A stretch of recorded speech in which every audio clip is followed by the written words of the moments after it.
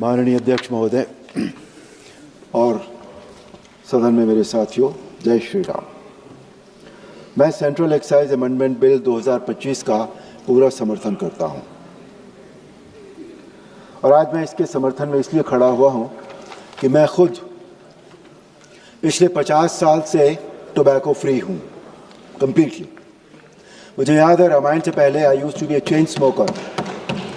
मैं दिन भर गुटखा खाता था। जब रामायण मेरे जीवन में आए उस दिन से लेकर आज तक मैं टोबैको फ्री हूं, इसलिए आज मैं इस बिल के समर्थन में खड़ा हुआ हूं। ये बिल तंबाकू और उससे जुड़े उत्पादों पर नई एक्साइज ड्यूटी स्ट्रक्चर को लागू करता है। जीएसटी आने के बाद इन उत्पादों पर एक्साइज ड्यूटी कम कर दी गई थी क्योंकि कंपेंसेशन सेस लगाया गया था। अब देश के राजस्व की सुरक्षा के लिए एक्साइज ड्यूटी को नए सिरे से व्यवस्थित करना जरूरी है। ये बिल तंबाकू, सिगरेट, पान मसाला जैसे सिन गुड्स पर केंद्रित है और इसका उद्देश्य है इन चीज़ों पर पहले की जीएसटी प्लस सेस व्यवस्था हटाकर नई टैक्स सेस संरचना लाना। इससे सरकार का राजस्व ढांचा बदलना है। ये बिल तंबाकू और तंबाकू उत्पादों पर एक्साइज ड्यूटी बढ़ाने से जुड़ा हुआ है।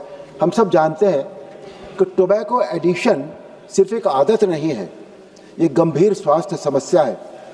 तंबाकू का सेवन कैंसर, हृदय रोग और कई जानलेवा बीमारियों का कारण बनता है। इसलिए सरकार का ये कदम जन स्वास्थ्य की सुरक्षा यानी हेल्थ सिक्योरिटी को मजबूत करने वाला है। सरकार ने ये कदम इसलिए उठाया है कि लोग तंबाकू का सेवन कम करें और युवा पीढ़ी इस लत से दूर रहे।